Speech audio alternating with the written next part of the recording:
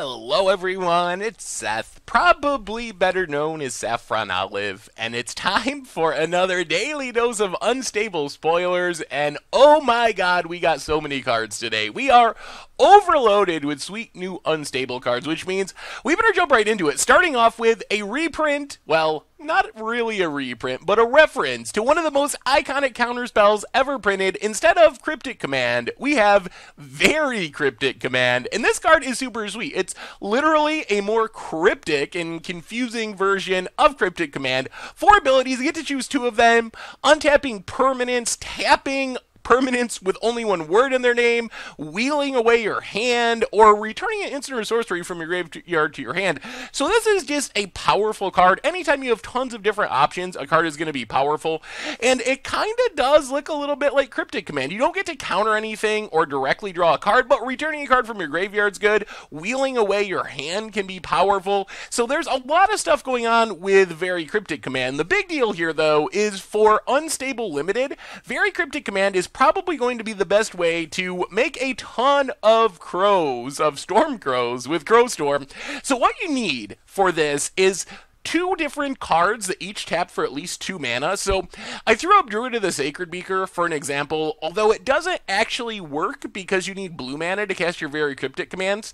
But if you can get 2 Very Cryptic Commands and have 2 permanents, like Gilded Lotus type permanents that tap for multiple mana, all you gotta do is cast a Very Cryptic Command to untap those permanents, tap those permanents for mana, cast a Very Cryptic Command to get back the first Very Cryptic Command and untap those permanents, and just keep looping them again and again and again. 2 copies along with a couple of Gilded Lotuses or other things that tap for multiple mana go infinite with themselves, which means the end result is you get the biggest murder of crows in the history of Magic. You can get infinite Storm, make like 1,000,000 copies of Stormcrow. Seems like the sweetest way to win a game of Unstable Limited. So we'll have to see if they give us the pieces to really go infinite and limited with Very Cryptic Command. But regardless, super sweet and very powerful card. Next we have a card from yesterday that we forgot to talk about. I missed it somehow. Split Screen, which is pretty unique. When it enters the battlefield, your library gets shuffled up and dealt into 4 different libraries, and you get to play with the top card of your libraries revealed, and whenever anything references a library, you get to choose one of your libraries. So you brainstorm, you get to choose which library you want to brainstorm from, and you got a little bit of information thanks to the ability to see the top card of your library. So it gives you this weird, scryy, card filtery type effect that can definitely generate some value. We'll have to see if there's any cards that reference each of your libraries or something like that. If there was a card that was like 1 mana, draw a card from each of your libraries, Split Screen could be insanely busted and really powerful. But as it is, it's a really wacky effect that does some really interesting things and flavorfully fits the split of the screen. Next on our list, we have Modular Monstrosity, which is one of the wackier cards we've seen in quite a while, even by unstable standards. So 7 mana, you get a 3/3. Whenever your opponent casts a spell, you have 5 seconds to name a keyword that you haven't already chosen for your Modular Monstrosity from any keyword printed on a card, and then Modular Monstrosity gains that ability. However, if you can't name a new keyword in those 5 seconds, you lose all keyword abilities. So first strike, last strike, double strike, triple strike, trample, you name it, you can give your Modular Monstrosity whatever you need. The weird thing about this card is if you really read the text, it doesn't say this game, it says today. So in theory, you open this at your unstable pre-release, your opponent can be like, hey, hang on a minute, I heard you name First Strike 3 games ago against that other guy or girl. You can't do that, that's illegal. So there's some really weird timing issues with Modular Monstrosity, but it seems really fun. If you open this and are playing it in your draft, in your sealed, make sure to have a mental list of keywords that you could choose. Have a plan going into it, because 5 seconds is not very long. So have a plan going into it, what you want to name and what order you want to name it, and don't get stuck misnaming and losing all your keywords, because a 7 mana 3/3 with triple strike is super powerful. A 7 mana 3/3 with no abilities is really bad. Next up, we have Cleric's Other Thumb, which is a reference to Cleric's Thumb. The original Cleric's Thumb let you flip 2 coins and ignore 1 whenever you would flip a coin. The new version does the same exact thing except with die rolls. So instead of rolling 1 die, you roll 2 and get to pick the one that you want, which is really sweet for Unstable Limited because we have have a lot of die roll cards, like Hammer Jammer, Willing Test Subject. So if you have a character with their thumb out, when you want to activate your Willing Test Subject, you need to roll a 4 or higher to get a +1/+1 counter. Since you're rolling 2 dice instead of just a single die, you have a much greater chance of actually getting that +1/+1 counter. So really cool idea. I think it's a really fun card. I'd love to see a die rolling commander deck. Please, for the love of God, not in standard, not in modern. We don't want that amount of randomness.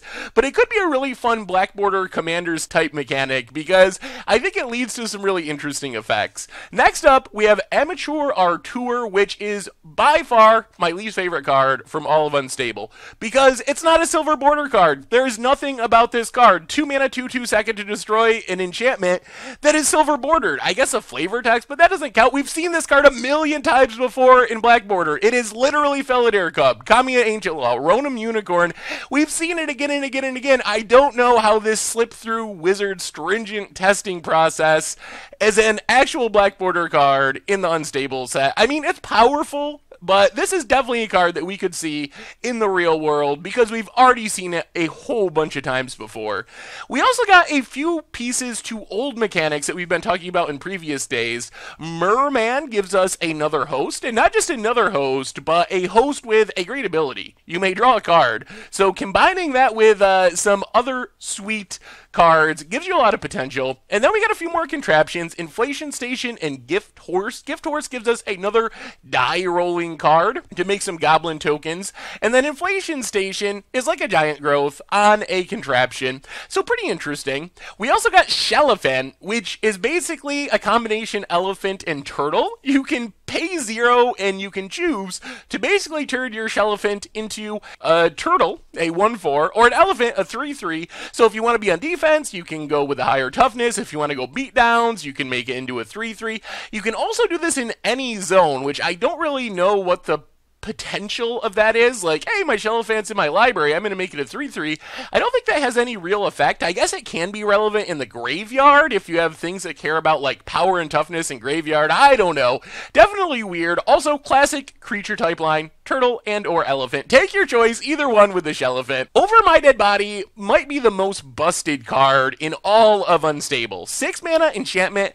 Creatures in graveyards can attack and block as though they were on the battlefield and can block and be blocked only by creatures in graveyards and their zombies in addition to other types, and they have Undeath Touch, and they all have haste. So basically, this means all you gotta do is fill your graveyard. Play your Satyr Wayfinders, play your Grizzly Salvage. You're naturally gonna get a bunch of creatures in your graveyard. Your opponent's not gonna be built around Over My Dead Body. You slam your Over My Dead Body, suddenly, it's like you reanimated all of the creatures in your graveyard with haste for only 6 mana. Probably just kill your opponent on the spot. Seems incredibly powerful. One of the most broken cards that you could imagine for Unstable.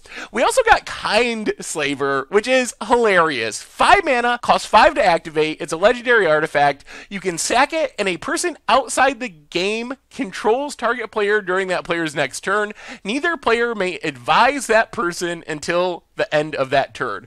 So basically, it's a Mindslaver, but instead of you gaining control of your opponent's next turn, you get to choose someone, a player outside the game, your buddy, their buddy, whatever, to gain that person's turn. So you don't really know what'll happen. Like, maybe you can pick the right person that's going to really mess your opponent up. Maybe that person is angry at you for attacking them unreasonably during your last commander game, and they're going to play their turn super efficiently and kill you. You don't know, but it's a very interesting take on the Mindslaver mechanic.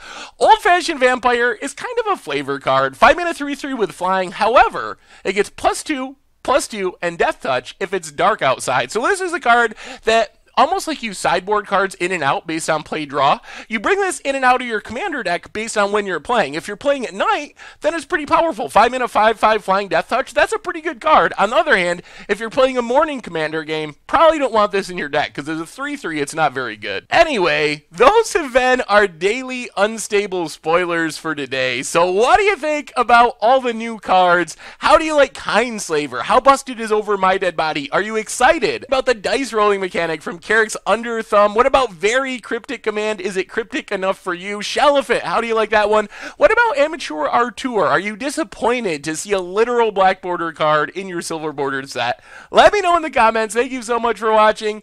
I hope you enjoyed the video, and I will talk to you soon. Thanks for watching the video. If you enjoyed it, help us out by clicking that like button down below. And to keep up on all the latest and greatest, click that subscribe button. And don't forget to hit that bell icon to get alerts whenever we have new videos. And if you want to, check out some of our other sweet videos here and here.